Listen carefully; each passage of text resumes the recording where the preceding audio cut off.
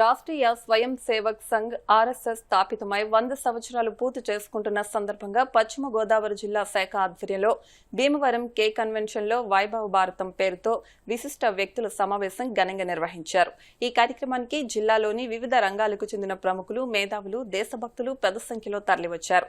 భారతీయ సంస్కృతిని, జాతీయతా భావాన్ని భావితరాలకు అందించేందుపై లక్ష్యంగా ఈ సమ్మేళనం సాగింది. ఈ సదస్సులో ముఖ్య వ్యక్తిగా పాల్గొన్న ఆర్ఎస్ఎస్ ఆంధ్రప్రదేశ్ ప్రాంత ప్రచారక్ విజయాదిత్య మాట్లాడుతూ ఆర్ఎస్ఎస్ శతాబ్ది పూర్తి చేసుకుంటున్న వేళ సమాజంలో విప్లవాత్మక మార్పులు రావాలని ఆకాంక్షించారు. ముఖ్యంగా పంచ పరివర్తన్ ఆవశ్యకతను ఆయన తెలియజేశారు.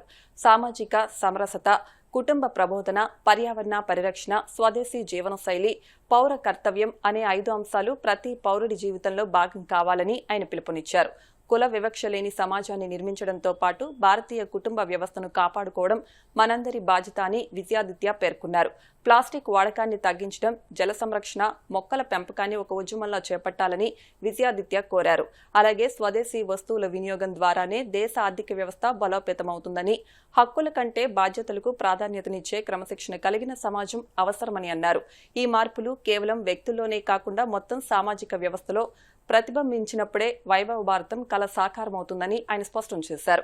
ఈ కార్యక్రమంలో విభాగ్ సంచాలక్ మంతెన రామచంద్రరాజు, విభాగ్ కార్యవాహ వీరభద్రరాజు ముఖ్య అతిథులుగా పాల్గొనగా ఈ సమ్మేళనంలో కేంద్ర ఉక్కు, భారీ పరిశ్రమల శాఖ సహాయ మంత్రి భూపతిరాజు శ్రీనివాస్ వర్మతో పాటు రాష్ట్రీయ స్వయం సేవక్ సంఘ్ సభ్యులు, వివిధ సామాజిక సంస్థల ప్రతినిధులు, పలువురు ప్రముఖులు పాల్గొని కార్యక్రమాన్ని జయప్రదం చేశారు.